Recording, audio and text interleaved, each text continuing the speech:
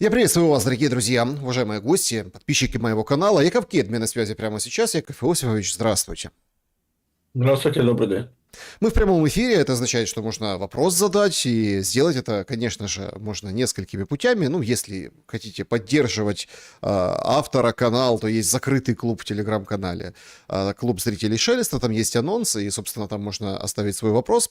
Если вы абсолютно открыто пользуйтесь YouTube и переходите в сообщество, видите анонс, там тоже заблаговременно можно оставить вопрос. Ну или дождаться финальной части нашей программы и в чате написать, вот так сказать, в режиме онлайн, интерактивно, то, что хотите спросить. Но, пожалуйста, заранее не пишите, вопросы улетучиваются в чате на протяжении стрима, поэтому, ну, вот такая история. Досмотрите до конца. Проголосуйте, пожалуйста, в опросе сегодняшней трансляции. Он звучит следующим образом. Если бы у вас была награда от Польши, вы бы отдали ее, потому что орла забрали у Зеленского? Вот такой вопрос и вот такие варианты. Значит, да, война, надо быть солидарным, то есть трымай мастри, как говорится, все один за всех и все за одного. То есть это нормальная практика, что все президенты, которым вручали этого орла, отдали и потом поехали всякие бывшие премьер-министры, все на свете, любые награды уже пошли, даже шутить начали в интернете, что ой, у меня значок есть или магнитик, давайте там куда отправить, Навродскому на виллу или там на резиденцию. Второй вариант, нет, моя награда, это моя награда, то есть он за что-то человек заслужил, да, и что он должен отдавать из-за каких-то фортелей, которые выбрасывает сейчас Зеленский, сиюминутных, это же было когда-то. Третий вариант. Нет, я против УПА. А так, возможно, да. То есть, если бы это не связано было с УПА, с вот этой всей историей времен Великой Отечественной, тогда еще подумал бы, да, может быть, и присоединился к флешмобу. А так, конечно, из-за УПА то нет. Ну и четвертый вариант. Я бы продал бы. Ну, хоть какая-то польза была бы. Ну, такой полушуточный, хотя в каждой шутке есть доля шутки. Времена нынче тяжелые. Не знаю, сколько котируются сейчас польские награды на рынке. Но, тем не менее, эта история вскрыла нам очень и очень серьезную подноготную. Мы с вами говорим в день, когда 85 лет назад началась Великая Отечественная, как там, без объявления войны, Киев бомбили, нам объявили, что началась война. Вот так в песне пелось. И вот сейчас мы, в общем, переживаем опять фантомные боли тех лет. Что вы думаете по поводу ситуации с Белым Орлом? И как это отразится на перспективах воюющей Украины?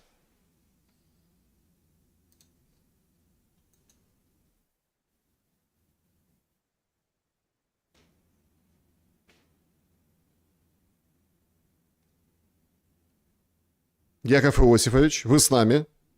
Да, я с вами. Да, так что вы думаете по поводу Белого Орла и вот этого флешмоба от Зеленского? Ну, я скажу так, Польша не относится к тем странам, она не единственная, награды которых я вообще бы согласился получить. Интересный вариант ответа. Я бы никогда не согласился получить награду от Германии. Ни от одной из прибалтийских стран. Ни от Украины, пока Украина с такой властью. Мы народ злопамятный. Вы сказали 81 год. Каждый раз, когда я приезжаю в Рим, я иду к Колизею. Я должен прийти. И прохожу подаркой Тита и смотрю на лица своих предков, которых привезли на триумф после разгрома храма. Неважно, сколько лет прошло, мы народ злопамятный. Мы ничего не забываем из нашей истории. Если мы помним эти 2000 лет, что значит 81 год? Народная память, на то она и народная память, что она никогда ничего не забывает. Забыть нельзя, простить нельзя. Можно на время не переводить это в конкретные сегодняшние отношения. Но забыть – это значит забыть свой народ. Простить – это значит предать свой народ. Таково мое мнение. Так что никогда бы я не вернул эту награду, потому что я бы ее никогда не согласился получить. Конфронтация с Польшей. Чем чревато? Зеленский утверждает, что это внутреннее польское дело, там политика, Туск, Навроцкий, и вот это вот он так, собственно, влияет на выборы в соседней стране. Ну, с Мадьяром же получилось, видите, как сравнивает Навроцкого с Орбаном, Орбана же сбили. Правда, Мадьяр как бы хрен редьки не слаще оказался. А какие ставки тогда в внутренней политике Польши у Зеленского, и чем это чревато? Непосредственно в контексте всех отношений Европы и Украины. Ничем. Европа же не отреагировала на перезахоронку останков Мельника. Почти никто. Европе на это наплевать, она старается это забыть.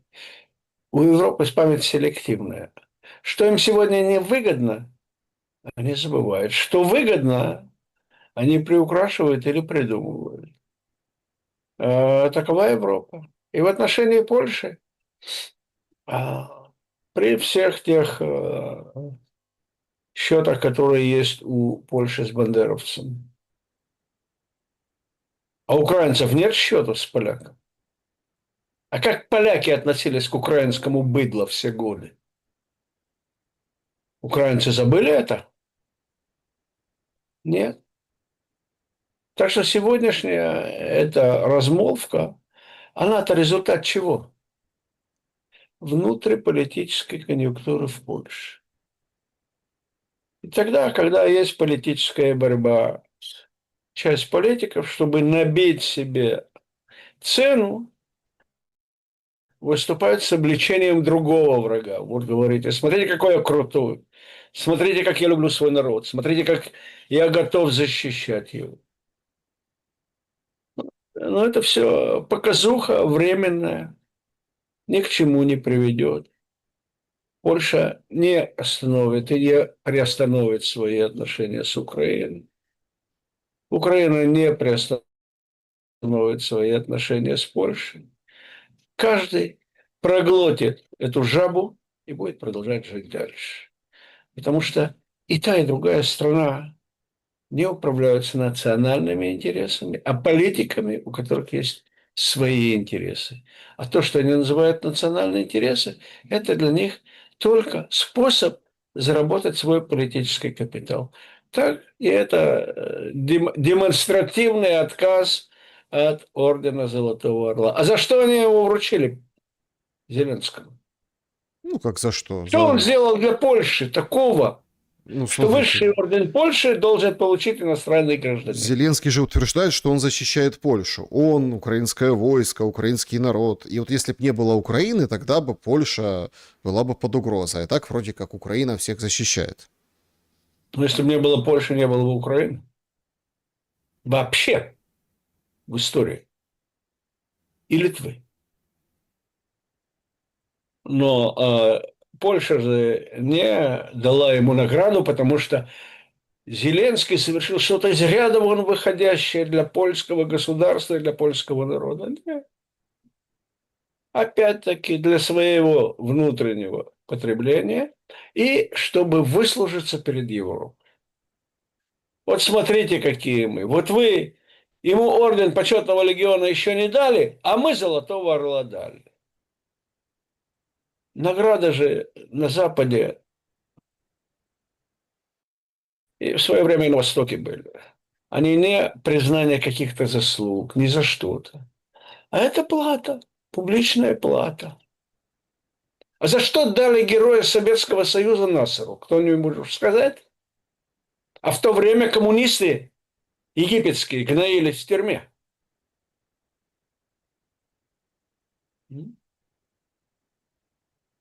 А потом дали Бенбелла. А Бенбелла сбросили. И забыли. И никто не отреагировал. Если кто не помнит, Бенбелла был руководителем восстания против Франции в Алжире. Ну, в Советском Союзе, слава богу, от этого почти отказались. Да и Советского Союза сегодня нет. И в этом он небольшой пример миру. А сегодня награды раздаются. Это один из видов платы. И относиться к этому серьезно бесполезно. И поэтому я не серьезно отношусь, кому дают награды в других государствах, и кто потом от них отказывается. Дают демонстративно и отказывается демонстративно. Дешевый спектакль. Зеленский мастак в разного рода и разного качества и стоимости разной спектаклей. Но эту ситуацию напряжения политического с Польшей как-то вот хочешь не хочешь, но приходится увязывать с другим очень эпохальным. Значит, воевали, Яков Иосифович, 4,5 года. Воевали по-разному. Были и контрнаступы, была и Курская область. И вот сейчас период такой, что дроны летят по Крыму, вот эти middle страйки и все такое. До Москвы даже долетает, и там разбивает НПЗ. Какой-то самый-самый крупный, а когда резкость навели, оказалось не самый крупный. Ну, какая разница? Москва в огне. И тут Зеленский внезапно говорит о том, что я буду бить по ретрансляторам в Беларуси, если Лукашенко их и не снимет.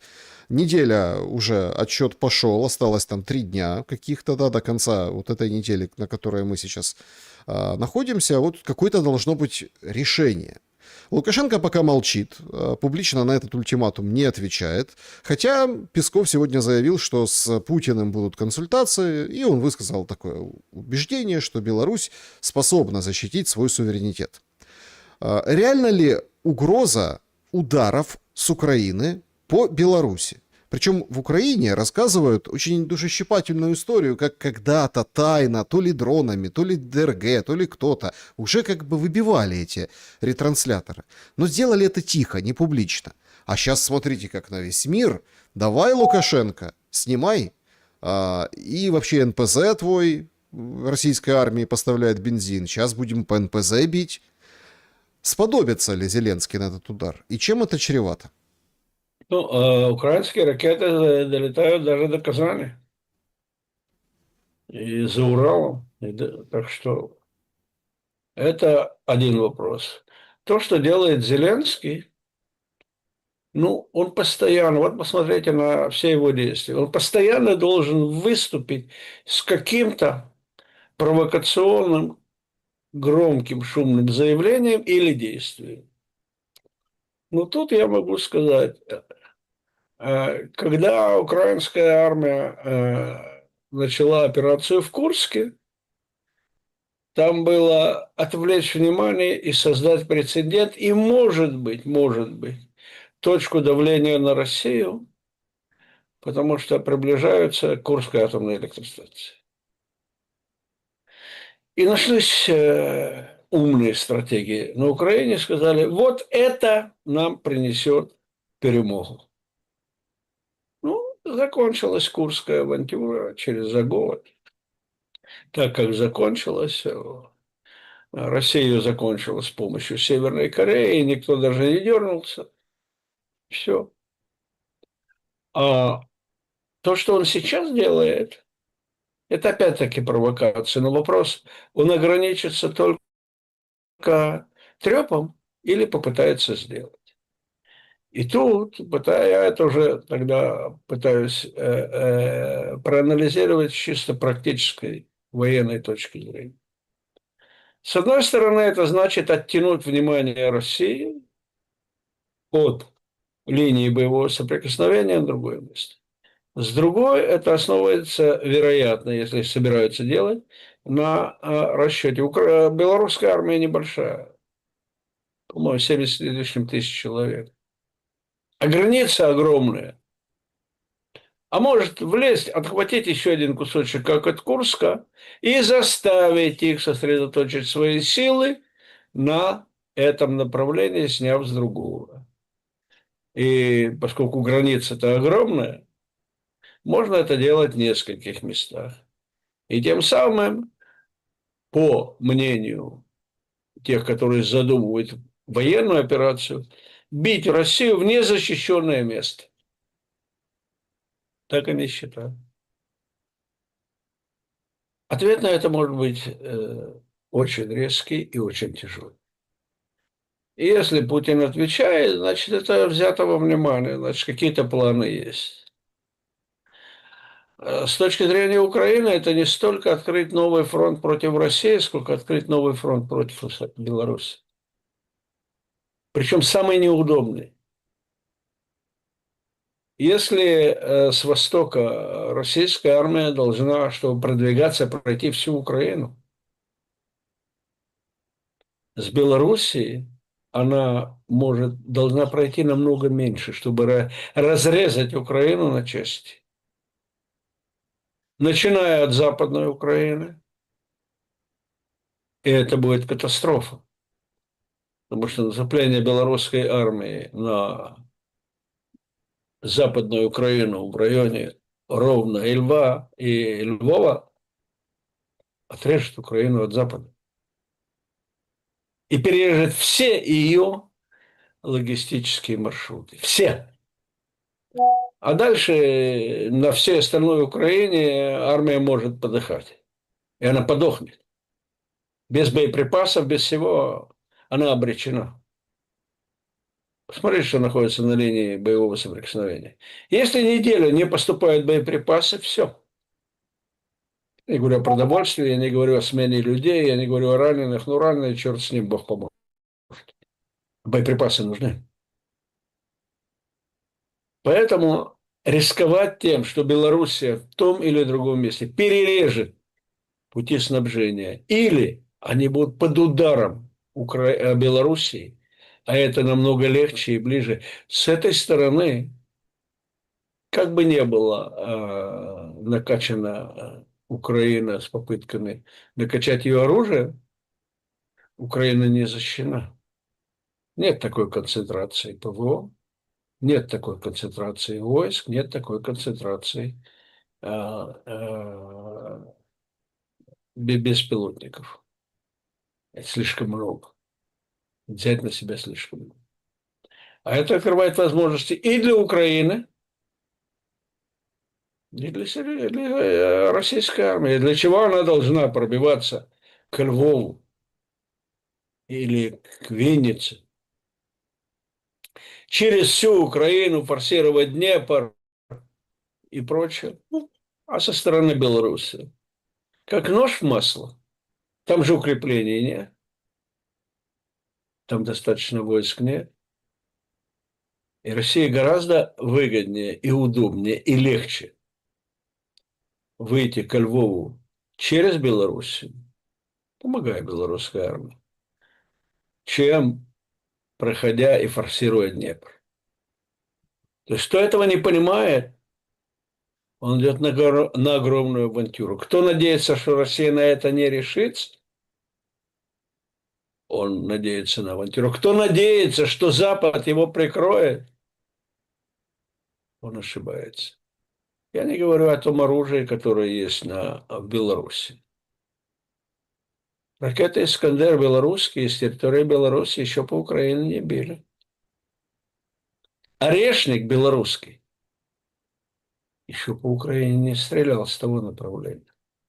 А он есть уже на Украине, на Белоруссии, на вооружении. Что могут сделать эти виды оружия с инфраструктурами Украины? Ну, один залп орешника из Белоруссии на ЧОП. Все. Обстрел «Искандерами» почти прямой наводкой туннеля, который идет через Карпаты, если не разрушит его, то заблокирует. А это катастрофа для украинской армии. Я уже не говорю о других видах оружия, которые есть в Беларуси и нет на Украине. Я бы не стал недооценивать белорусскую армию. У нее это хорошая армия, и белорусы умеют воевать не хуже украинцев. И они это доказывают. И украинцы умеют воевать не хуже русских.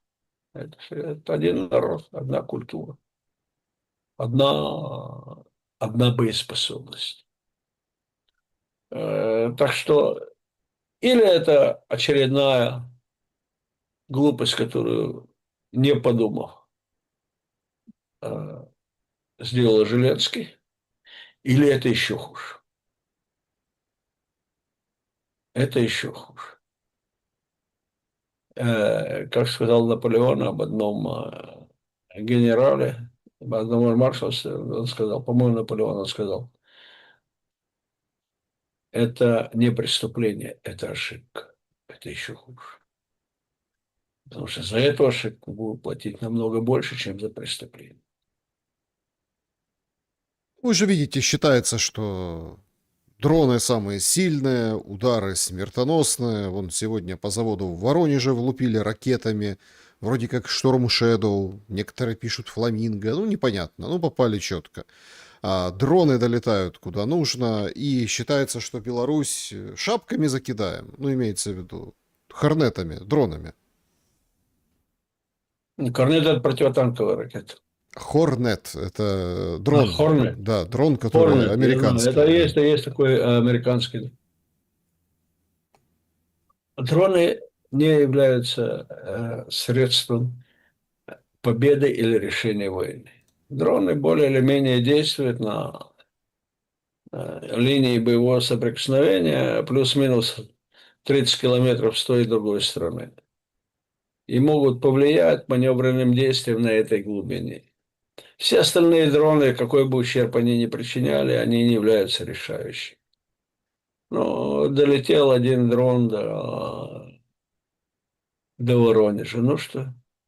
Ну что дальше? Я дам вам пример со своей стороны. Когда была война с Ираном, и первая, и вторая, неважно, порядка 90% ракет, которые стреляли, мы сбивали, а 10% падали. И в первый раз, и во второй раз были посланы сотни ракет. И что? Это баллистические ракеты с тяжелыми зарядами. Ни одного стратегического объекта не было повреждено. То есть, когда мы их сбиваем, это заслуга нашей ПВО и противоракетного. А когда они пролетают, а 10% всегда пролетят, это невозможно судить. И не приносят никакого ущерба. Вот последний залп был, последняя война, было послано против Израиля порядка 500 с лишним ракет. Около 50 не смогли перехватить. Отличный результат для ПВО, но 50 упало. И что? И что? Ни одного военного не погибло. Ни одного серьезного объекта не пострадал. Ни одного военного, один военный объект не пострадал. Это повлияло как-то? Нет. Ну, может быть, для газетных заголовков нет. То же самое и сейчас. Огромная Россия, огромная российская армия, огромные просторы. Даже если какая-то ракета попадет в какой-то пункт, прорвется, есть статистика, против нее ничего не сделаешь. Более 90% ракет никогда ни одна служба, ни одна система ПВО не собьет. Что делать? И ничего.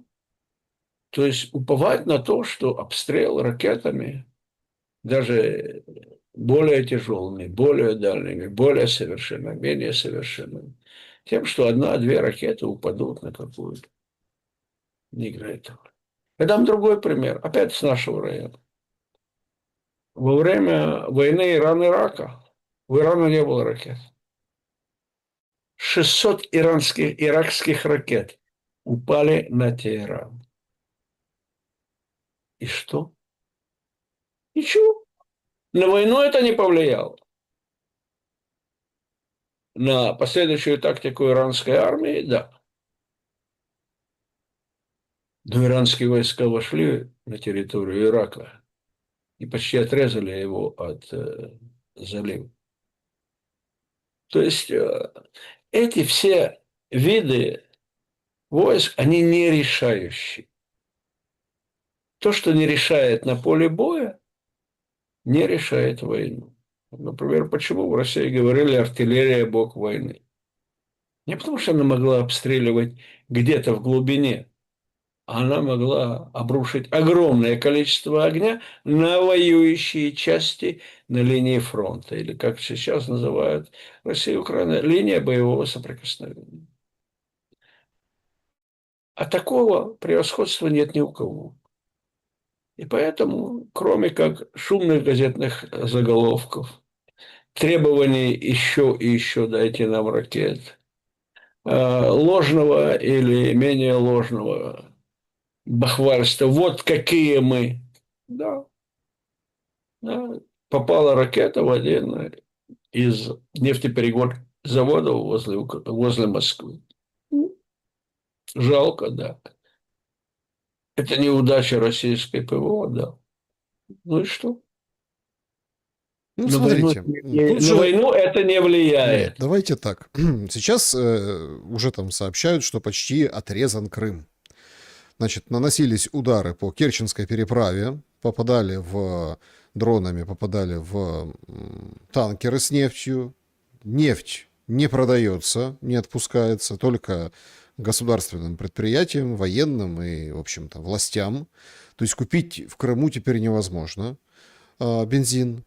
Вместе с этим нам говорят о проблемах с железной дорогой, в том числе, которая периодически устраивает украинская сторона. И вовсю мы видим, что это какая-то подготовка к чему-то. Или ни к чему это не подготовка. Вот как вы оцените удары по Крыму и вот этот вот проект Крым-остров, который там сейчас активно пиарит в украинских средствах массовой информации, какой следующий тогда шаг по итогу развития вот этих событий? Ну, то, что российская армия не смогла предотвратить эту ситуацию и справиться с ней, неважно по какой причине, это ее проблема, и с ней надо разбираться. То, что это нанесло серьезный ущерб Крыму, да, это не приведет к тому, что Россия оставит Крым и откажется. Это не приведет к перелому на линии боевого соприкосновения. А если кто-то думает, что это приведет к тому, что доблестная морская пехота Украины высадится на Крымском побережье и завоюет его, ну, пусть они лучше поучат историю. Есть одна вещь, которую всегда надо знать. Любая десантная операция, особенно флота, она успешна, кроме всего прочего, если есть господство в воздухе. У Украины никогда нет и не будет господства в воздухе над Крымом. А любая попытка высадиться, те, которые даже высадятся, они будут превращены в пыль авиации. Они не могут защищаться, у них нет. Морская пехота не в состоянии противостоять самолету. Поэтому с чисто военной точки зрения, да, нанесен ущерб Крыму, нанесен моральный ущерб России, нанесен моральный ущерб жителям Крыма и создали им трудности. Но это не решает проблемы ни Крыма, ни военных действий, ни военных действий между Россией и Украиной. А ответные действия России могут нанести большой ущерб, не меньше, если не больше Украине. Военные действия последуют. Вот недавно небольшой был намек. Один из серьезнейших мостов через Днепр был атакован, наконец, после стольких лет, и поврежден. Еще не уничтожен. 20 мостов есть через Днепр. Все их можно уничтожить. Пока это был мост, который снабжает Запорожскую область. Все мосты на Днепре можно уничтожить. Если грамотно, правильно подходить к этому. И тогда что? Весь Одесский порт можно превратить в труху. Там ничего не останется, кроме развалин. И Ильичевский рядом. Я не говорю об Ильичевском нефтеперегонном заводе, один из самых крупных на Украине. Тоже можно. С моря Украина так не защищена. И это не только с моря. Тогда что будет делать Украина? А кто-то забыл, когда взорвали мост, Крымский мост, а после этого последовала бомбардировка Киева. Как бегали и кричали: а нас за что? Изверги, что вы делаете? Хотят еще раз? Это возможно. Я не уверен, что это будет. Я Почему? просто оцениваю. Я оцениваю возможности физически противника. Использует он, не использует, по тем или иным. Но не принимать этого внимания – это хуже, чем преступление, это ошибка. Почему тогда в ответ на... Вот опять-таки, тут тоже очень интересный нарратив продвигает Зеленский. Говорит, хочу, чтобы россияне почувствовали войну. Ну хорошо, россияне чувствуют войну. В Крыму нет бензина, проблемы с бензином, там цены растут по регионам и так далее, и так далее. Ракеты прилетают, дроны прилетают, тревоги объявляются, ракетная опасность, Подмосковье, Москва, Тульская область, Воронеж, вот я упоминал уже. Хорошо, россияне сейчас чувствуют войну. Но вот украинцы, которые 4,5 года чувствовали войну, и россияне, которые вот сейчас только начали ее чувствовать, начинают ее чувствовать, по-разному можно. Как оценить, скажем так, этот потенциал чувствования войны? И, ну вот, ради чего это делается? У меня такое ощущение иногда возникает, что, ну это я так делился уже впечатлением, что Зеленском, сам он как бы так-сяк руководитель. В том, что есть какие-то мощные спецы вокруг него украинские, наверное, какие-то есть единицы. Сказать, что очень классные там натовские или какие-то хитроумные там спецзасекреченные люди ему советуют тоже. Вообще приходишь к выводу, что это, условно, искусственный интеллект дает советы. Почему? Вот смотрите, Беларусь. Он сейчас устроит дроновую войнушку без эскалации, без сухопутной компоненты на туда белорусское направление. Тем временем будет вот обстреливать и отрезать дронами, вот только дронами. Дронами Крым. Это вот четкая такая, скажем так, растяжка, без учета других компонентов. Такое ощущение, что искусственному интеллекту задали вопрос с набором определенных фактов. Те, которые другие, он, если учтет, то учтет. Если не учтет, как бы и эти данные не внесены. Так складывается, по крайней мере, впечатление. Вообще это искусственный интеллект использует, если не хватает собственного интеллекта. Это да. А искусственный интеллект его не заменит. Ничего. Во-вторых, что значит почувствовали войну?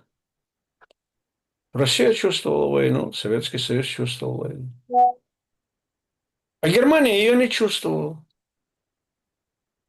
Она почувствовала ее в 1945. Жители Берлина, которые в начале 1944-го сидели в берлинских кафе, в начале 1945-го крыс в подвалах ели в темноте. Так что действовать только «я вот это хочу» и не задумываться, а что сделает противник и насколько это сможет парализовать его способность на поле боя или продолжать военные действия. Вот если этого их вопросов не задают, тогда ведут себя как Зеленский. А что будет, если завтра или послезавтра, с послезавтрашней ночи, все ночи в Киеве будут при свечах? Нету электричества в Киеве. Нету. А есть еще хуже. Эти вещи Россия пока не применяет. Но эти вещи грозился Трамп применить к Ирану. Вся система водоснабжения Киева. Киев – огромный город. Сколько водокачек? Сколько водонапорных башен? Сколько надо, чтобы их все уничтожить? уничтожить. И тогда что будут пить киевляне? Что значит город, как Киев, огромный город, без воды и без света? Кто тогда почувствует войну? И чем будут отличаться чувства войны жителей Крыма и жителей Киева без воды и без света при свечах?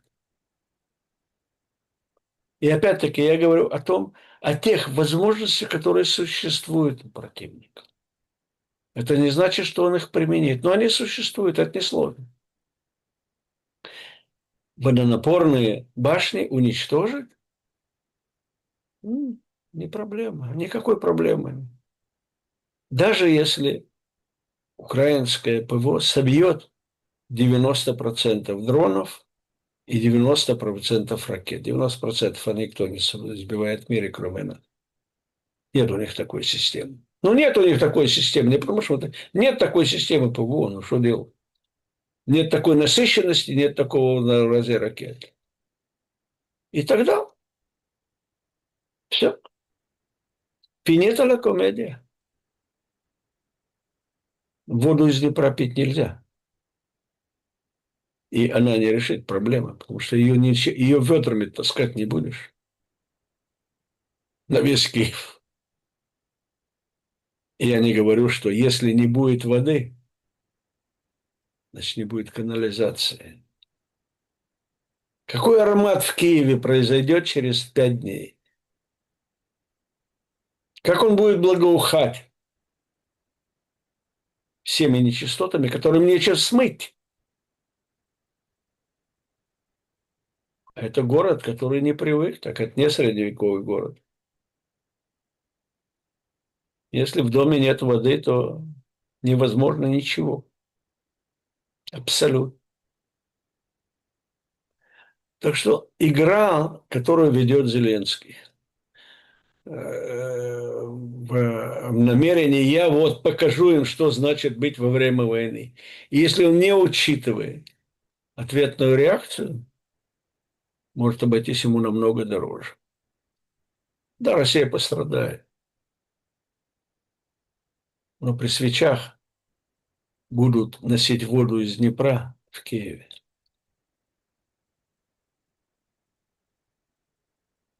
Яков Иосифович, ну, вообще, конечно, ну, давайте так. На такого рода удары и такого рода катастрофу, ну, уже даже как-то не обращают внимания.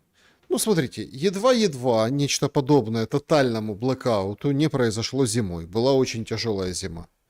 Сейчас нас всех убеждают, что спокойно-спокойно, к зиме давайте закончим, надавим, дипломатия, все дела. Ну, как бы принудим Путина с Европой вместе. Трамп, давай присоединяйся.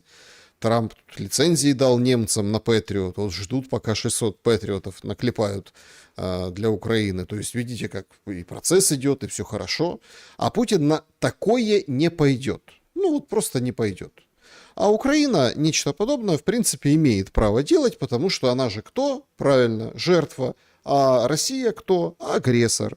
И поэтому Украина может защищать себя всеми возможными способами. Ударами по Беларуси, ударами по России, там, по военным, невоенным, НПЗ-объектам.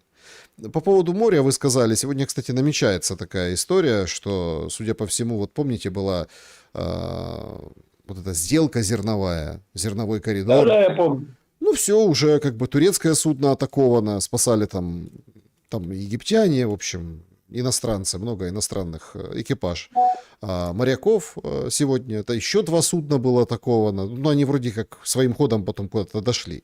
То есть мы понимаем, что уже путь в Одессу заказан, становится заказан на фоне всех этих ударов, которыми хвастается Украина. К чему все идет? К какому-то жесткому, не знаю, там, всплеску, после которого раз, и все сядут и будут о мире договариваться. И вот почему все напропалую отметают любые контакты и договоренности. Вот Лукашенко же, он почему так серчает? Говорит, были какие-то договоренности. Россия вот сейчас выходит, Ушаков говорит, ну, мы же договаривались, там, Анкоридж, все дела, то есть, ну, получается, что теперь мы ждем не исполнения духа Анкориджа, цитирую я, Ушакова, а мы ждем победы. Так, какой победы ждет Россия, и будет ли она как-то сопряжена с какими-то переговорами? А если да, то с кем говорить? Ну, во-первых, на кого Украине надеяться? Кто последний важный европейский руководитель посещал Киев и обнимался и обещал ВОЗ и маленькую тележку? Стармер сегодня заявил об отставке. Ну, теперь надейтесь, что и тот, кто его сменит, будет не хуже. Самое сложное в разведке и самая большая ошибка – это оценивать возможности противника не по его боевой способности, а пытаться угадать его намерения. И сказать, вот на это они никогда не пойдут. У нашей страны было две катастрофы в этом. В 1973 году. Да, да, они могут начать войну, но они же не пойдут, потому что они знают, что они ничем этого не добьются. Была война. Была война, и начало ее было тяжелое. Я это помню. С первой до последней минуты и дальше. Второй раз это было 7 октября 23 года. Ну, да не, у них другие планы. Хамас собирается по-другому делать. Он на это не решится. Решился. Было немножко не с такими результатами. В Израиле было мнение, Иран сам никогда не решится обстреливать Израиль. Решился. И не раз, и не два, и три, не три. То есть нет большей ошибки, как пытаться присвоить противнику какие-то намерения, когда не всегда сам противник знает, какие у него будут намерения. Он сам решает, будет это или нет. Поэтому Россия на это никогда не пойдет. А вот когда устроили Майдан, а после этого переворот, кто-то думал, что Россия возьмет Крым? Вообще кто-то на европейском континенте и в Соединенных Штатах и во всех разведслужбах, и американской, и британской, и немецкой, и БНД, и Ми-6, кто-то вообще принял во внимание, а Россия возьмет Крым? Взяла. Взяла. И результаты налицо. Так что самое последнее, можно надеяться, что вот они на это не решатся. Это последняя глупая надежда. И ставить судьбу своей страны или политическое, или другое состояние страны, в зависимости от того, решится или не решится противник, в зависимости от него. Я еще раз говорю, это глупость, и это не преступление. Это хуже. Поэтому я оцениваю всегда, с тех пор я знаю, и до этого меня учили, я оцениваю, сможет сделать противник что-то или нет. И я готовлю ответ на его естественные, оперативные, стратегические, тактические возможности. А не на то, он решится или нет. Кто может залезть в голову российского руководителя? Кто может сказать, я вот знаю, он это сделает, а это он не сделает. До сих пор со стороны Путина были только неожиданности. Не всегда приятные, но иногда приятные. Вот сделка с зерном была приятная неожиданность неразумности российского руководства. Но что она будет повторяться все время, это не уверен. Не уверен. Потому что намерение – это самое трудное, самое непредсказуемое и самое ненадежное. На что можно полагаться, это намерение противника и уверенность того, что я и знаю лучше них, что они сделают. Несерьезно. Но а почему тогда не предпринимают те или иные шаги в российском руководстве, за что получают критику со своей стороны, ну и насмешки со стороны украинской?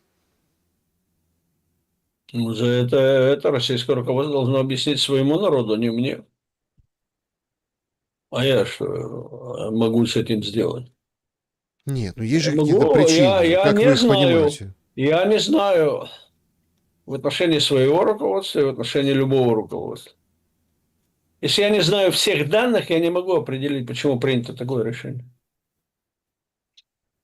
И неважно, без того, что были определенный необходимый набор данных, нельзя прийти к правильному выводу. Можно заниматься спекуляциями, представлениями. В большинстве спекуляций и представлений люди подгоняют под свои желания. Сознательно или подсознательно. Я этим не занимаюсь.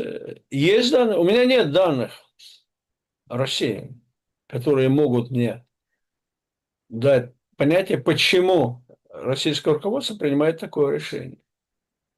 Потому что у меня нет тех данных, которые лежат на столе у Путина, которые лежат на столе у Герасимова, которые лежат на столе ни директора СВР, ни директора ФСБ, ни Белоусова. Нет. Даже экономических данных достаточных у меня нет.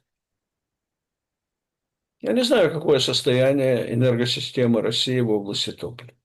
Не знаю.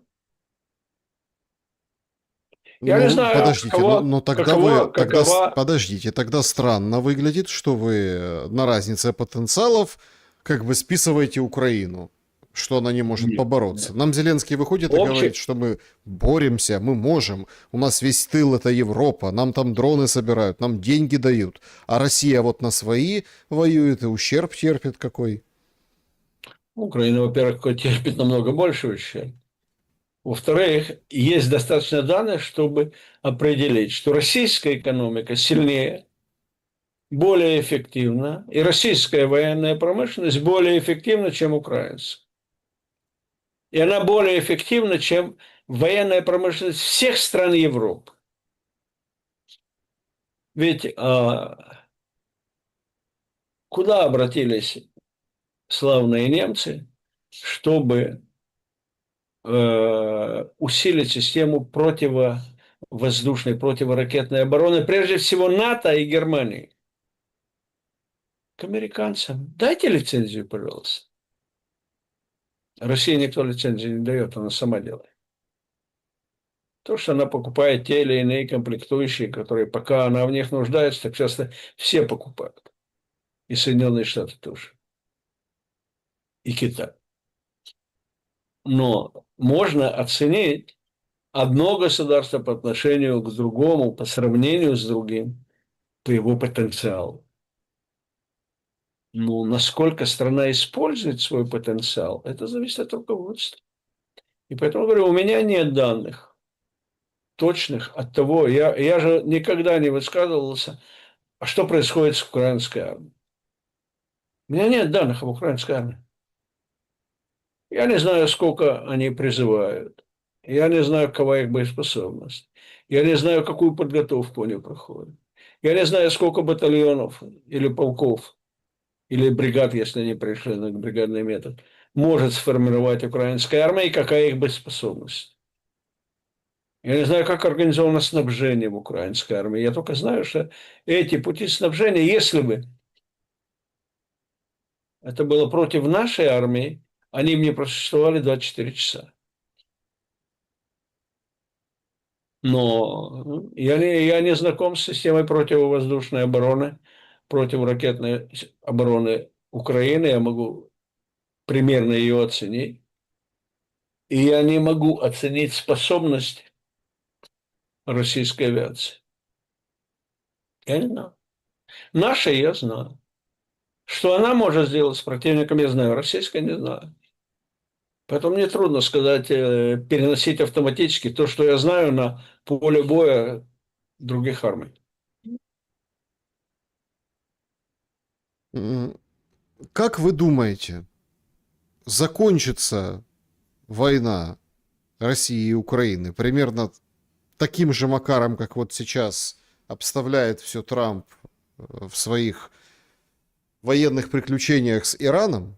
Ну, какой-то меморандум, переговорный процесс, 60 дней, как испытательный такой срок, там уже санкции на 60 дней с иранской нефти сняли. Какие-то послабления, уступки, МАГАТЭ вроде приедет на какие-то иранские ядерные объекты, ну и вот так вот это таким же образом, да, вот будет растянуто по времени и вот такой же бюрократической и, ну, такой эмоциональной, не без срывов, к слову, эмоциональной, скажем так, телегой катиться вот к холму разрешения. Или все как бы можно закончить по щелчку? Этот меморандум и предстоящее соглашение между Ираном и Соединенными Штатами – это торговая сделка между иранским базаром и американским предпринимателем. Она мало имеет отношения к военным действиям. Что сделал Трамп этой сделкой? Да, он добился того, что он умеет делать, и он считает, что он добился. Это мы увидим, когда подведем баланс. Заключил торговую сделку, как ему кажется, выгодную им. Мне так и не кажется. Но он тем самым обнулил все военные успехи американской армии против Ирана. Просто-напросто выбросил их в сторону и сказал, а это не важно. Можно так делать. Соединенные Штаты могут позволить себе делать. Когда Иран-то не угрожает Соединенным Штатам. Где Иран и где Соединенные Штаты? Чем угрожает Иран Соединенным Штатам? А ничем. Положению Соединенных Штатов на Ближнем Востоке, да. Косвенно положению в мире, да. Но самой стране ничем не угрожает. Не такая ситуация на Украине и в России. Но если, несмотря на это, отношение к миру будет как у Трампа, давайте договоримся, как говорил Бернард Шоу. В принципе, мы договорились, теперь давайте определим цену. Сколько вы стоите? Сколько вам надо? Назовите сумму. И мы уладимся. Если пойдут по этому пути, если Россия пойдет по этому пути, тогда все может быть. Я не специалист по торговле. Я не специалист по базарам. Я не умею торговаться. Моя супруга всегда говорила, тебя нельзя пускать на базар, ты не торгуешься. Я говорю, нет. Я или принимаю эту цену, или поворачиваюсь и ухожу. Я не торгуюсь. Ну, не торгуется, нет у меня такого. А если будут государственные, национальные интересы решать, как торговцы на рынке, границы этому нет. Можно продать все. Можно ошибиться во всех расчетах. Трамп предал Израиль, по-вашему? Нет. А почему? Что значит предал Израиль? Какое отношение Израиль имеет к Соединенным Штатам? Вообще никакого. Всегда. С самого начала, с самого создания нашего государства Соединенные Штаты руководствовались только интересами Соединенных Штатов. Когда маршал, знаменитый маршал со Второй мировой войны и автор плана Маршалла, предупреждал наших представителей в Вашингтоне, не смейте объявлять о создании государства, мы вам не поможем, а вас на завтра сомнут. Это что было? когда Рейган наложил эмбарго на Израиль, отказываясь продать нам, поставить нам уже оплаченные нами самолеты, потому что мы уничтожили атомный реактор в Багдаде. Сколько раз было таких вещей? У Соединенных Штатов, я всегда говорил, и недруги Израиля, и сторонники Израиля, я говорю, очнитесь. Соединенные Штаты действуют, исходя из своих национальных интересов. Никогда из интересов других стран, и тем более Израиля. И сказки про еврейское лобби, и про то, какое значение Израиль имеет для Соединенных Штатов, оставьте для институток инфантильных и для профессоров, которые будут это изучать, печатая свои диссертации. Нет у Соединенных Штатов других интересов, чем Соединенных Штатов. И никогда Израиль не был во главе американских интересов. Я говорил, я могу напомнить только то, что министр обороны Соединенных Штатов написал президенту Соединенных Штатов, который вступал в свою должность, Никсону, по-моему, оценивая Ближний Восток. Он написал там фразу, которую в Израиле стараются не замечать.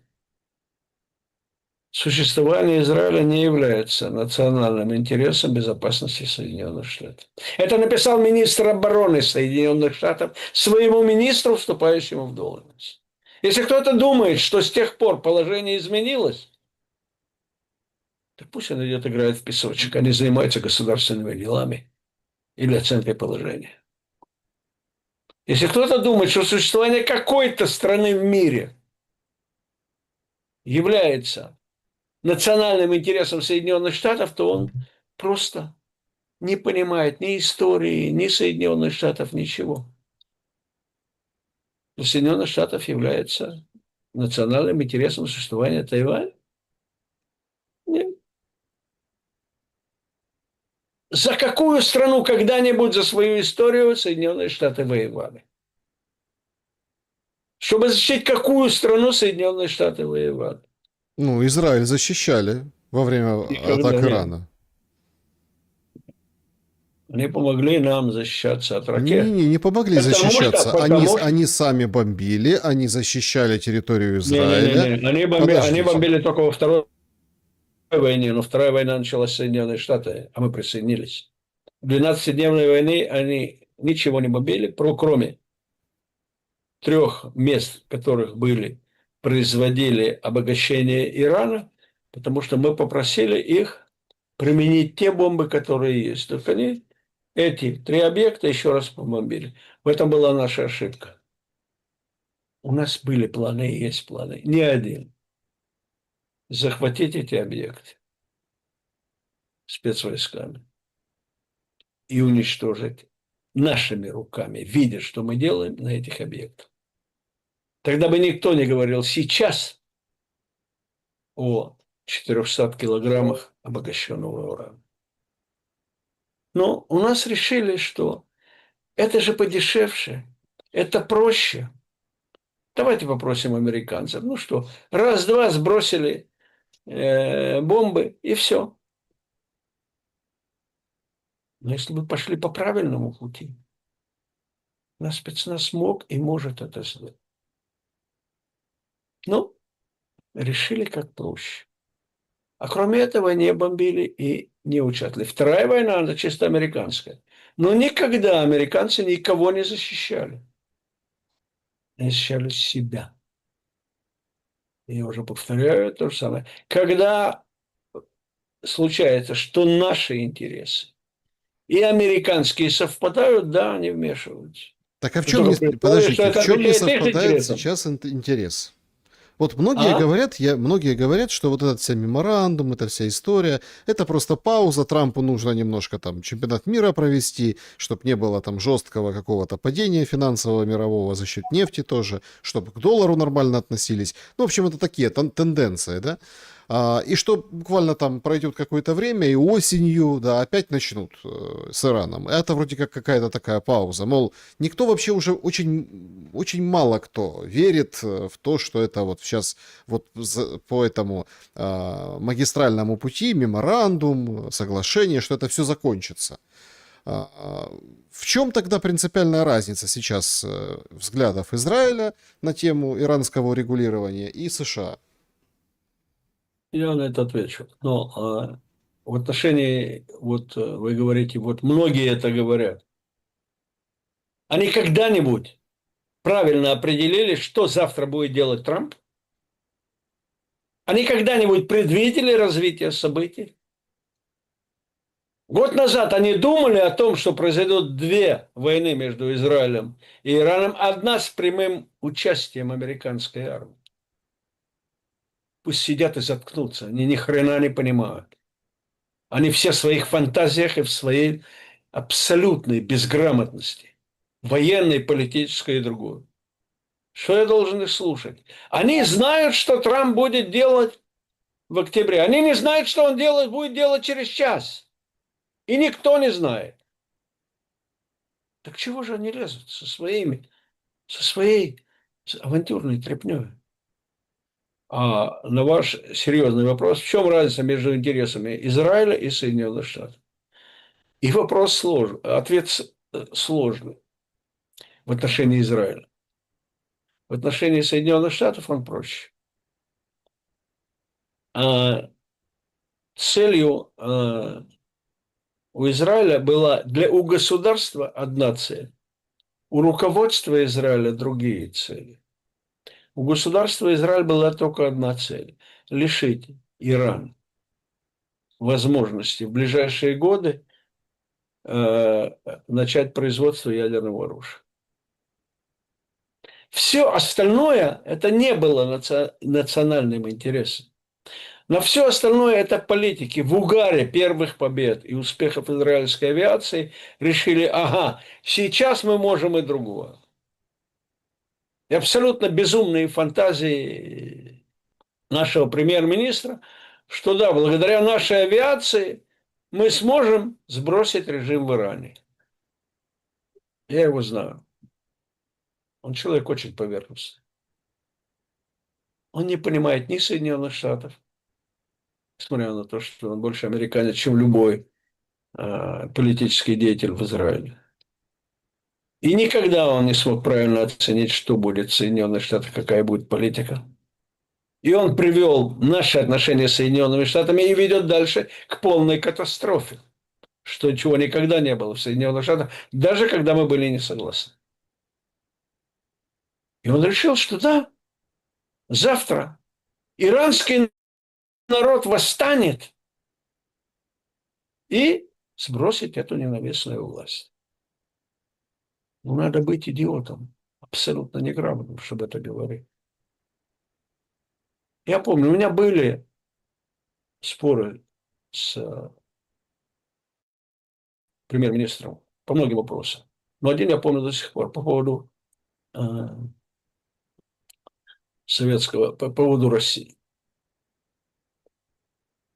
Он говорил, что он убедит Конгресс Соединенных Штатов надавить на Россию, чтобы прекратить помогать Ирану создавать ядерное оружие.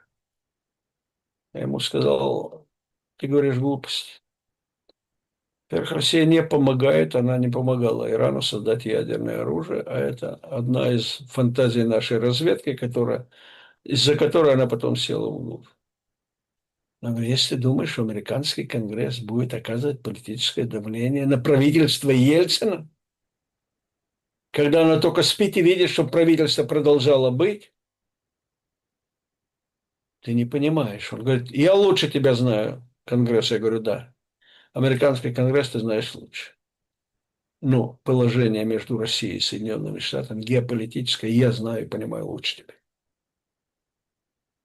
И он сел в лужу. Американцы отказались давить на правительство Ельцина по несуществующей причине, даже если Нетаньяху говорил, вот Россия помогает Ирану создать ядерное оружие. Россия не помогала. Но когда Израиль зациклился на этом, мы прошляпили приобретение Каддафи ядерного оружия. Его не мы остановили. Для нас это была неожиданность. Просто американцы тогда тоже сделали сделку. Каддафи им поверил. Они ему обещали все. Только откажись от этого оружия. Он отказался.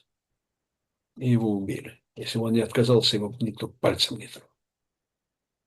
Оно у него уже было по дороге. Остановить это почти было невозможно. А мы об этом не знали. Так что, возвращаясь к тому, о чем шел разговор, американский интерес, наш интерес был только один. И мы его достигли во время военных действий. Все другие, то есть производство, воспроизводство ядерного оружия, даже если меморандум этот не будет реализован, отброшено, по крайней мере, на 5 лет. Ирану понадобится не менее 5 лет и огромные затраты воспроизвести ядерное оружие при одном условии, что им никто не будет мешать. А такого условия не будет. Несмотря на все давление ни Соединенных Штатов, никого угодно. Есть вещи, которые для нас, они абсолютные. Ядерное оружие в Иране – это для нас абсолютно. Да, Но у Соединенных Штатов были другие цели. Во-первых, так же, как у нашего премьер-министра есть одна отличительная черта, которая может быть удивительной, но не понимает. Он понятия не имеет, что такое стратегия. Она ему не нужна. Он в своих действиях вертится, как жук. Он говорит, а я найду выход всегда. Что мне ломать голову? Я хочу так. У американцев было какое-то подобие стратегии по отношению к Ирану. Что хотел Трамп? Он хотел договориться с Ираном с самого начала. На условиях, выгодных Соединенным Штатам. И он посчитал военный удар как система давления на Иран, чтобы он согласился на условия Соединенных Штатов. И сколько раз он повторял, мы еще вот ударим, и они пойдут на переговоры. То есть это не была цель военная победа. Не было военных целей у Соединенных Штатов. У нас были, у американцев нет. Все, что делали американцы, это было как надавить на самые болевые точки Ирана, чтобы пошел на соглашение с Соединенными Штатами. Соглашение – это была его цель. И когда он пришел к выводу, что военные успехи американцев, которые, несомненно, были, они уже оказали достаточное давление на Иран, а больше проводить еще большее военное давление у него нет не физической возможности, а политической, внешнеполитической, внутриполитической. Тогда он сказал, хорошо, я уже достаточно надавил, давайте будем договариваться. И в результате его соглашения Соединенные Штаты ничего не выиграли. Ничего. Иран, да. Мы выиграли не благодаря этому соглашению, а благодаря действиям нашей армии. Но действия американской армии для интересов Соединенных Штатов Трамп обнулил. Он перевел это на чистую торговлю, которая не играет роли, какие успехи были американской армии. Уничтожили иранский флот, не уничтожили. Это тоже проблема, кому угрожал иранский флот и в каком он состоянии был. Но он об этом говорит все. Но это совершенно разный подход. Для нас, я сказал, Иран не угрожал Соединенным Штатам. Он не давал Соединенным Штатам развить свои интересы на Ближнем Востоке в том ракурсе, в том приближении, в той форме, которую хотели Соединенные Штаты. Для нас это была жизненная угроза. Мы ее устранили.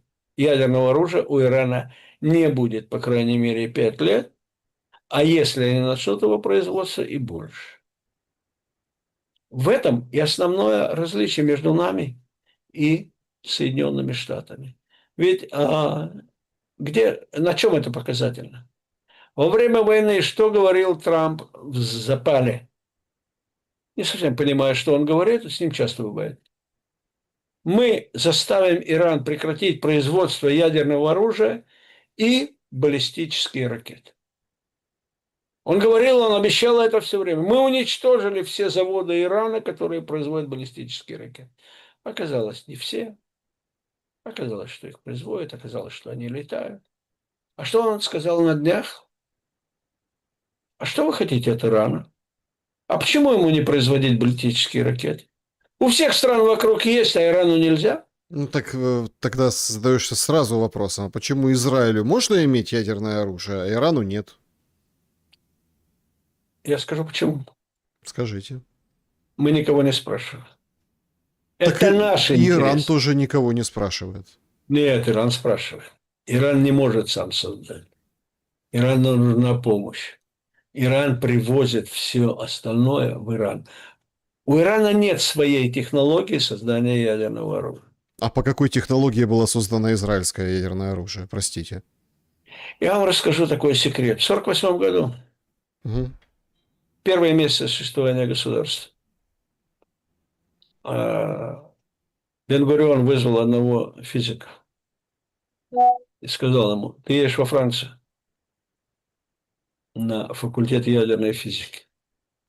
Ты готовишься, и ты готовишь специалистов, которые создадут нам ядерное оружие. 1948 год. Страна только начала. Она еще ведет войну за независимость. В стране ничего нет. А он уже думал. Он сказал, у нас будет ядерное оружие. В таком окружении, которое есть, мы без него не можем.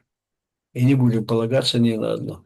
Да, мы воспользовались отношениями с Францией после Суэцкой кампании, и французы построили нам атомный реактор. Они построили его и Ираку.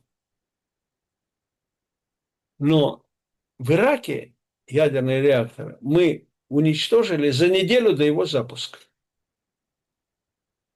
А наш никто не мог тронуть, как бы не хотели. Мы сделали это, вопреки Соединенным Штатам. Больше всего сопротивлялся идее ядерного оружия в Израиле Кеннеди. Он почти поставил это как условие. Мы сказали, хорошо, мистер президент, мы вас выслушали и приняли во внимание ваши пожелания. Но мы это сделали сами. Воспользоваться чуть той другой технологией, найдя те или иные средства, прямо или косвенно. Иран разрабатывал это по другим технологиям. И даже вот такая вещь простая. Все знают, что у них есть 400 килограмм обогащенного до 60% урана. Правильно? Он где-то зарыт под землей. Никто не знает, в каком состоянии. На глубину 100 метров еще никто не проникал. И как можно вынести. А кто знает, в каком состоянии находятся эти 400 килограмм? Это газ. Обогащение Ирана идет превращением его в газ. Технология превращения газа обратно в металл, а для ядерного оружия нужен металл, ее нет у Ирана. Он купил такой завод. Мы его уничтожили. Ему надо еще раз купить этот завод. Ядерное оружие очень сложное. Нужно много комплектующих, сложнейших. Все заводы, которые этим занимались в Иране, мы уничтожили. Надо начинать с нуля. Кроме того, что все ученые, первые 10 первых лучших ученых Ирана, которые занимались разработкой ядерного оружия, мы их ликвидировали. Их нет в живых. Да, можно найти замену. Да, можно найти замену. Представьте, вспомните, Советский Союз, 45-46 год. Первые 10 физиков, которые занимаются ядерным проектом. Курчатов, все остальные, если бы они были уничтожены, была бы у Советского Союза атомная бомба. Была бы она в тот срок, была бы у Советского Союза водородная бомба. Это тоже имеет значение. Физик, ядерщик, который может произвести, это не просто свистнул, кто придет. Это процесс, надо их выращивать, надо их найти. Иранский народ богатый, но и русский народ богатый. И Россия, и Советского Союза, наверное, богатый. Но когда срезаешь первые 10, после того, как в течение 20 лет ты уничтожал по одному всех руководителей проекта, это проблема. Это объективная проблема, но никто не хочет об этом говорить и думать. Поэтому для нас вопрос, будет ли у нас ядерное оружие, не будет ли у нас ядерного оружия, это мы решаем. Потому что это вопрос нашей безопасности. И мы никогда никого не будем спрашивать, если это вопрос жизни и смерти. Вторая мировая война нас научила. Если и жизнь евреев и народа зависит от других, тогда мы приходим к Освенциму. Да, У друзья, нас такой вывод. значит, понятно. Значит, давайте подведем итоги опроса и несколько вопросов от вас. Пишите, пожалуйста, в чат трансляции. Ну, значит, ваши вопросы, да, что интересно. Если бы у вас была награда от Польши, вы бы отдали ее, потому что орла забрали у Зеленского? Такие итоги. 6% да, война, надо быть сплоченным, консолидированным. 26% продал бы, хоть какая-то польза. 33% нет, я против УПА. А так, возможно, конечно, отдал, если бы не УПА, не вот этот первородная, так сказать, причина, первородный грех Зеленского. Ну и нет, победил вариант «Моя награда» — это моя награда, 35%. Друзья, хорошо, что вот так проголосовали. Два таких варианта пограничных, типа «нет», потому что УПА, а так, ну, подумал бы. Или вообще нет, это как бы мне дали, моя награда, почему из-за Зеленского должен его отдавать. Вот такие итоги мы сегодня получили. Вообще, конечно, все очень странно смотрится. Вы мне можете дать короткий ответ на вопрос? Слушайте, а на кой Европе такой Зеленский, который вот эту же Европу потом еще и строит? Ну, во-первых, это чемодан без ручки. Нести тяжело, а бросить жалко. Во-вторых, если завтра отказаться от Зеленского, возникнет вопрос, а чего вы его поддерживали? Это не Стармер в Великобритании. То есть, понимая всю сложность его состояния, они сегодня не могут от него избавиться, потому что они ставят под угрозу уверенность своего населения, что их политика была правильной. Ведь они чуть ли в засос с ним не целовались. Ламбаду танцевали с ним в Европе. А теперь сказать нет, он нет, да нет. Поэтому они его охраняют. И в случае с Мельником, и в отношении коррупции, в отношении того, что происходит, в отношении его несдержанности, все что угодно. Они слишком завязли с ним. А вот насчет награды я вам дам такой пример. В финской армии служили офицеры-евреи во время Второй мировой войны. И немецкие войска вызывались финскими. И финский офицер еврей проявил геройский поступок и спас немецкую часть от уничтожения. И немецких офицеров. И тогда командование Германии представило его к награде Железного Креста. Еврея. И сказали финнам, мы дадим ему Железный Крест. Он сказал, я от рук нацистов награды не принимаю. Я помогал своим боевым товарищам на поле боя. Но от них я награду не получу. Она была заслуженная. Если даже Райх, руководство Бундесвера, пришли к выводу, что этому еврею полагается за героизм награда, он сказал, Это мое дело. Я воевал за Финляндию. Из рук нацистов я награды не принимаю. Вот. И такой подход тоже есть. Да, друзья, значит, переходим к вашим вопросам. Спасибо большое, что их оставляете. Не забудьте, пожалуйста, поставить лайк этому выпуску. Это помогает Ютубу непосредственно. Ну, тут же тоже, да, вот награды. Вот там же ответил Навроцкий и говорит, нет, вы не правы, все поляки против УПА. Это консолидированная история, а не внутриполитическая борьба. Некоторые предлагают, пускай отключат Starlink. Почему? Потому что поляки платят за Starlink. Вот этот Starlink, как бы преснопамятный, да, как бы это все оплачено поляками. То есть тоже очень интересный момент. Ну и много чего, собственно, может Польша сотворить и сделать, и как ответить на этот счет. Переходим к вашим вопросам. Так, клуб зрителей, отсюда вопрос. Фарадж призвал к проведению всеобщих выборов в Британии после отставки Стармера. Заявил, что именно успех партии реформы Великобритании на местных выборах привел к отставке премьера. Будет ли смена глобального курса Великобритании после отставки Стармера? Вот такой вопрос. Судя по политической платформе самого вероятного кандидата, нет. Во-вторых, я не думаю, что в Британии нет конституции, но правила, которые существуют, законы, не обязуют объявлять в новые выборы, если меняется премьер. Он выбирается той же партии. Для выборов нужны другие причины, другое политическое состояние. И так что вряд ли будут эти новые выборы. Единственное только замечание интересное, пикантное.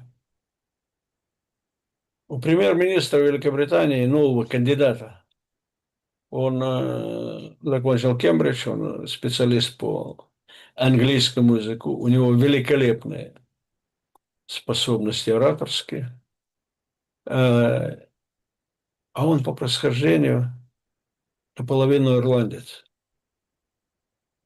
Мало того, он сказал, я-то не верующий, но я больше католик.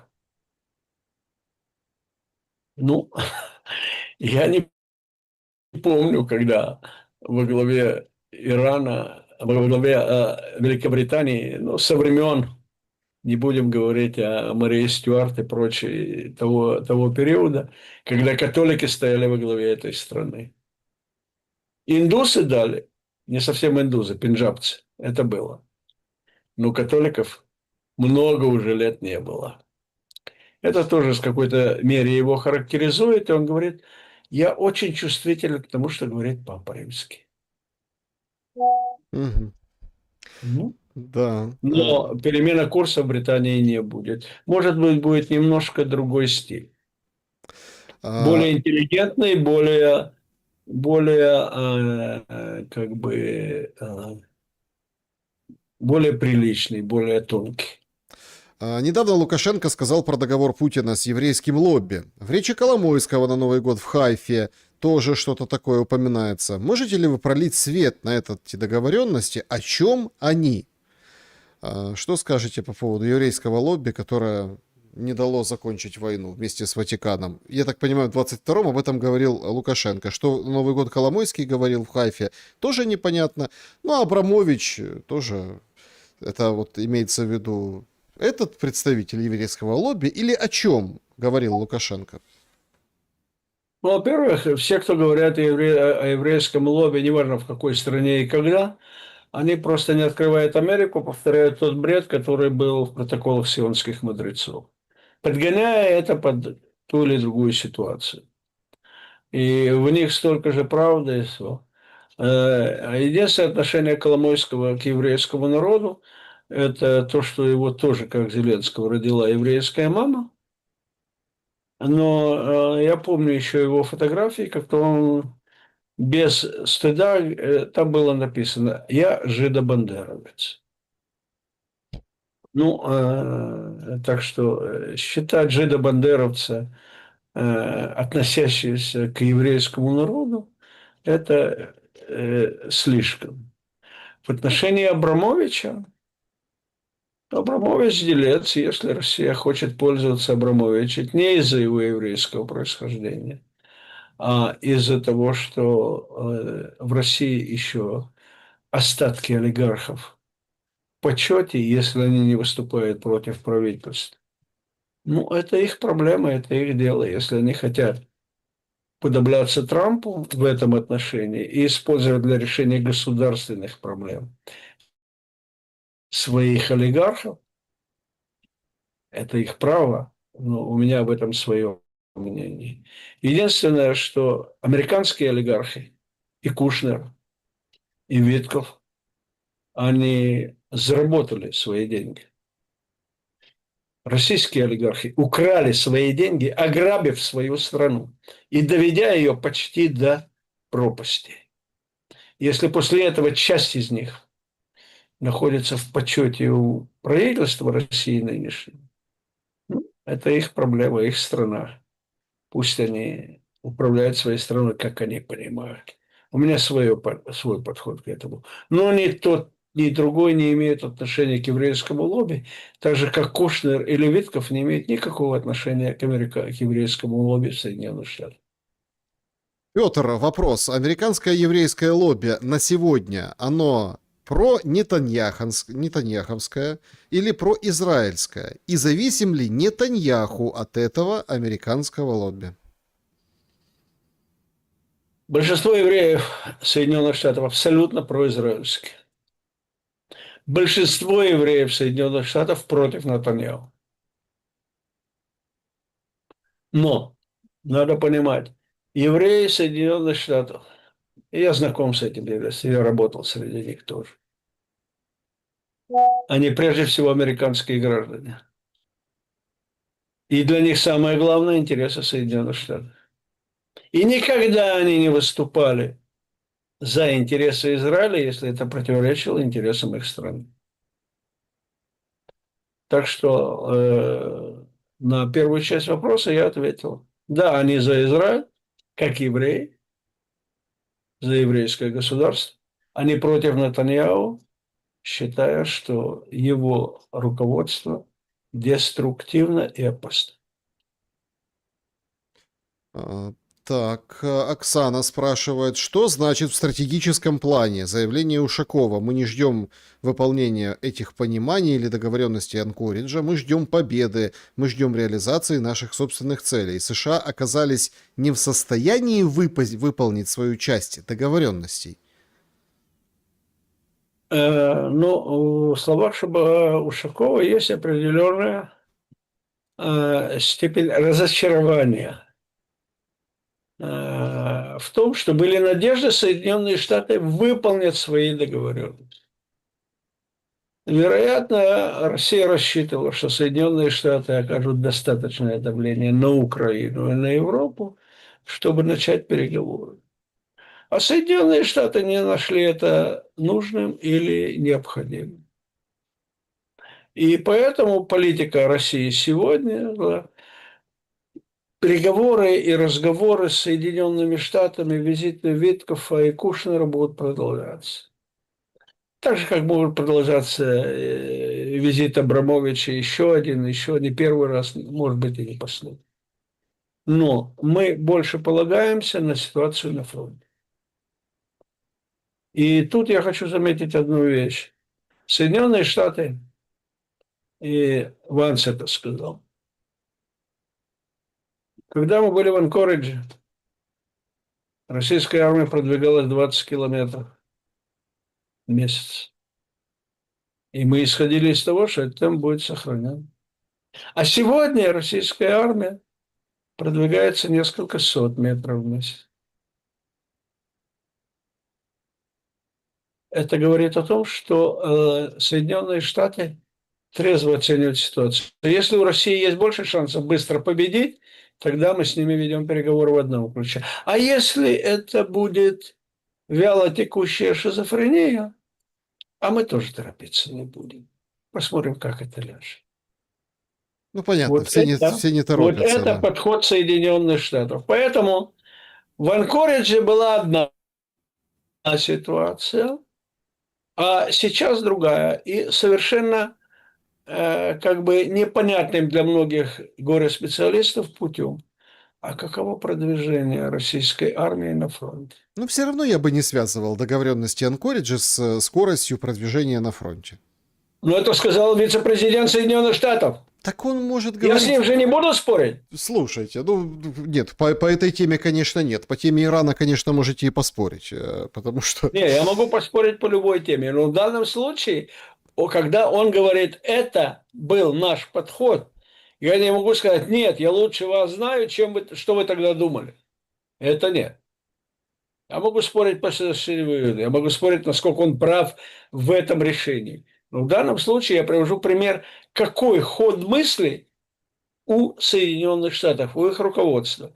А он практичный.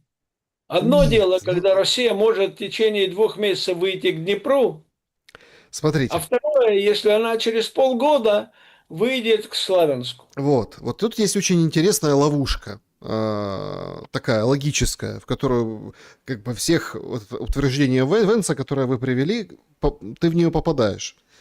Гипотетически завтра, например, обвал Ореховского направления, перебивают мост, идет движение там резко на юге. Или, например, Сумы, сейчас там тоже есть продвижение. По меркам нынешней войны, ну это прям продвижение, двигаются вперед. Рухнул фронт, зашли, окружили, например, Харьков или что-то вот такое произошло. И что вы думаете? Американцы включатся и резко-резко, быстро-быстро будут по-нормальному договариваться с Россией и выполнять дух Анкориджа? Это уже будет Да? новая страница. Это уже Нет, будет... они будут подходить к духу Анкориджа по той простой причине. Надо знать, нынешний президент и все Соединенные Штаты, они ценят силу. Силу реальную, не гипотетическую, не потенциальную. Потенциальную они ценят в области стратегического ядерного оружия. А реальную, которая идет на поле боя. И их расчет был, они говорили в Украине, или вы сейчас договоритесь, или вы будете к следующим переговорам в намного худшем положении. То есть, если сейчас будет освобождена Запорожская область, вся, в течение нескольких недель, вся геополитическая ситуация будет совершенно по-другому. Потому что тогда под ударом находится Николаевская область и Одесса, под ударом находится Днепропетровская область, под ударом находится западное побережье Днепра. То есть из Запорожской области можно форсировать Днепр. И тогда уже войска на левобережной Украине, украинские, будут в катастрофическом положении. Так, Если это будет в районе Сум или в районе Харьковской области, это тоже приведет к изменениям.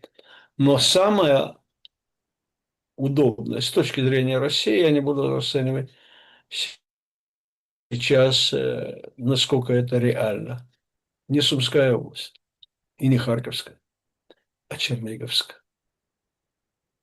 Вот это смертельный удар по всей группировке ВСУ на левобережной Украине. Она ближе всего к Киеву. Васек задает вопрос. Есть ли у Кремля, хоть кто-то в Кремле, план или стратегия, или политика затыкания дыр в ответ на максимум правящей верхушки? Предложения у них есть, планы у них есть. Какой они выберут, я не знаю. Тут вопрос выбора, вы Это зависит считаете? от политической решимости.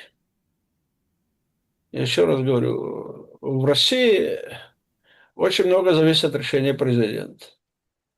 И он может выслушать все планы и одобрить все планы, но не выполнить. У России был план и оперативный, военный, и на юридической основе он был подготовлен. Ввода российских войск на Украину после Майдана.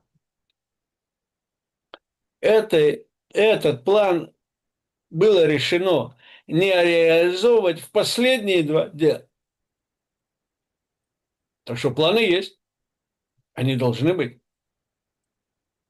И Так, два вопроса да. по отношению к плану. Насколько они эффективны и правильны, и насколько есть решимость их реализовать. Следующий вопрос про Израиль. В чате спрашивают. Вопрос от Александра Миронова. Александры Мироновой, наверное, эта дама пишет. Какая экзистенциальная угроза была от Палестины для Израиля? Зачем жителей и город Газа было уничтожать? Почему виновных в теракте не уничтожили? Вы же в этом асы.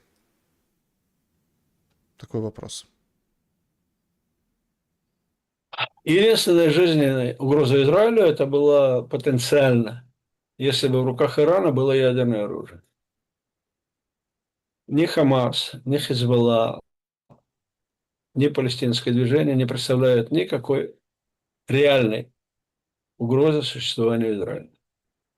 Почему Хамас на это пошел? Ну, я могу объяснить. Для этого надо понимать идеологию Хамаса и все, откуда у него корни растут.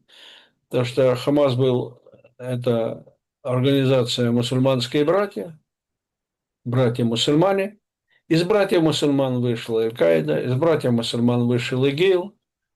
Так что почему у этих идеологий такие действия, это уже другой вопрос. Нормальным людям это не понять. Религиозный фанатизм обычно не имеет никакой логической базы, он имеет совершенно другую базу. Но никогда и сегодня в Израиле нет никакой угрозы его существованию. Ни с одной стороны ни одной арабской страны, ни со стороны Хамаса, ни со стороны Хизбаллы, ни со стороны любой формы палестинского движения. Что, Примерно 80% теракта против Израиля ликвидирует Палестинская служба безопасности на автономии, которая сотрудничает с нашей службой безопасности. Так что угрозы нам нет. что задумал Ильхам Алиев? Он что, хочет отдельный Южно-Кавказский экономический союз без Турции, России и Ирана? Задает пользователь вопрос. Что вы можете сказать по этому поводу? Я не знаю, что хочет Алиев с такой резолюцией.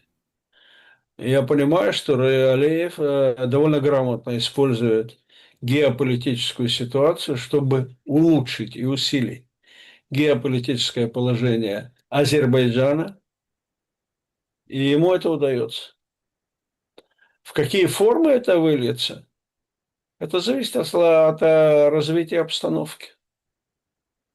И если Россия будет достаточно сильна, по его мнению, тогда он будет с ней сотрудничать. Если Россия будет слаба, по его мнению, так зачем это надо?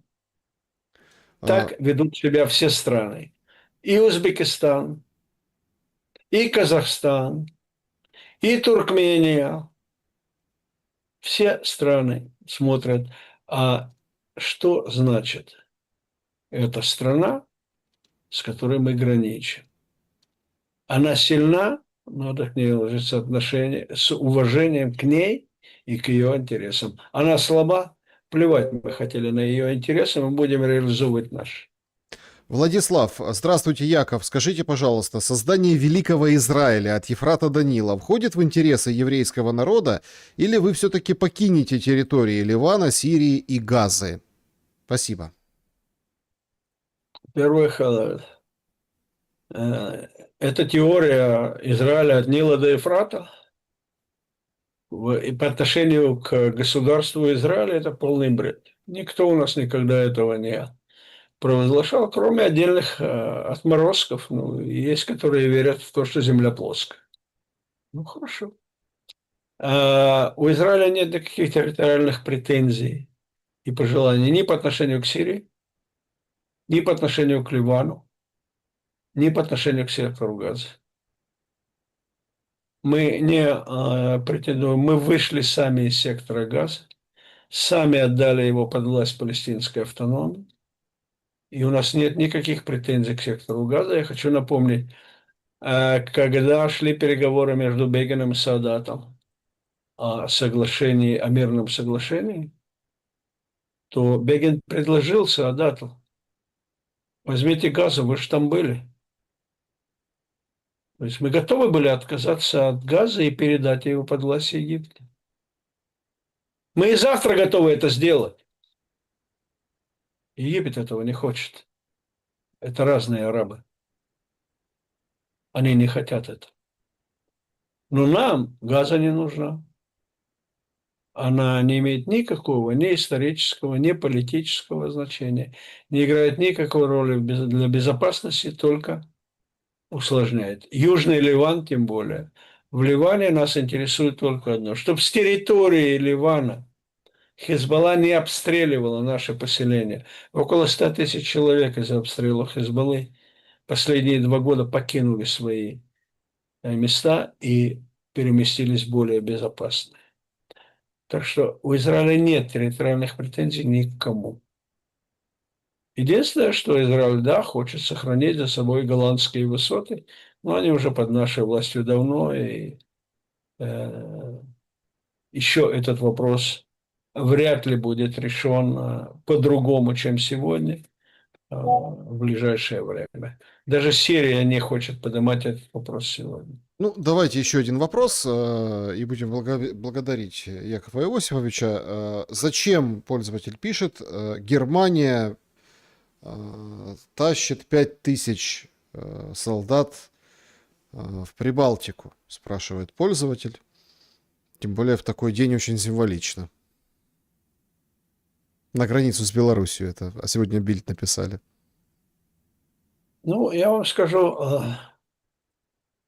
когда шли переговоры между Советским Союзом и Германией в 1939 году, Гитлер очень давил на Сталина, чтобы он позволил ему Литву присоединить к Рейху.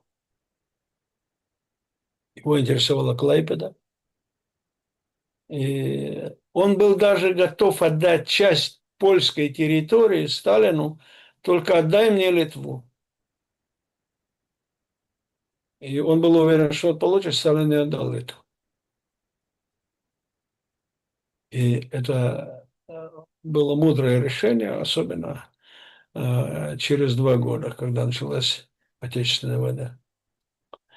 Я не скажу, что сегодняшнее стремление немцев в Литву связано с пожеланиями фюрера. Но это чисто демонстративный шаг в нарушение всех соглашений, которые были с Россией, который запрещает постоянные контингенты НАТО на территориях прибалтийских республик. Но они плевать хотели на это соглашение, прикрываясь фиговым листочком. А это не постоянно. Это вот эта бригада или эта дивизия, 5000, я не знаю, по-моему, это бригада, или дивизии мало. Мы потом ее поменяем, она уйдет. Потому что придет другая, и делать вид, что это не постоянное присутствие Германии или НАТО на территории Литвы, ну, это их попытки. Но это все не имеет никакого практического значения. С военной точки зрения,